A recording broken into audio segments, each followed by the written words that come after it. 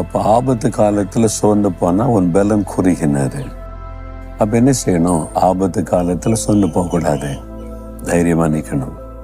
சோர்ந்து போகிறவர்களுக்கு கர்த்தர் பலன் தருகிறவர், அவர் பலன் தருவார்.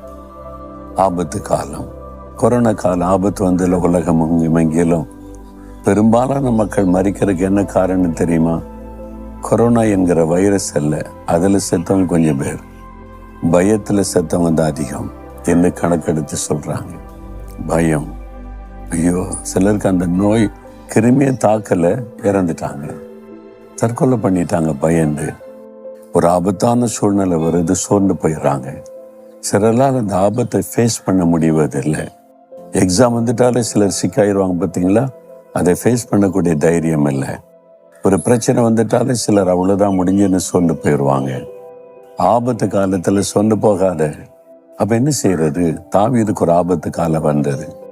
அவருடைய மனைவி, பிள்ளைகள், சொத்துக்கள் எல்லாத்தையும் சத்துருக்கள் கொள்ளையடிச்சிட்டு போயிட்டாங்க. கூட இருந்தவங்களும் தாவீதை குற்றம் சொல்லி கல்லெறிந்து அவனை கொல்லணும் அப்படின்ற மாதிரி எழும்பிட்டாங்க. மிகவும் தாவீது அழுதார், பலன் இல்லாமல் போக விட்டு அழுதுட்டு அடுத்து என்ன செய்தா தெரியுமா? கர்த்தருக்குள் தன்னை திடப்படுத்தி கொண்டார். என்ன வேணாலும் நடக்கட்டும், என் கூட கர்த்தர் இருக்கிறார், நான் சொந்து போக மாட்டேன், நான் போய் அப்படியே படுத்துக்கொள்ள மாட்டேன், கர்த்தர் இருக்கு. ஆண்டவர்கிட்ட போனார். ஆண்டவர்கிட்ட கண்ணி ஜெபம் பண்ண, நான் என்ன பண்ணணும் ஆண்டவரே? பயப்படாத தாவீது, போ, எல்லாத்தையும் திருப்பி கொள்ளுவாய்.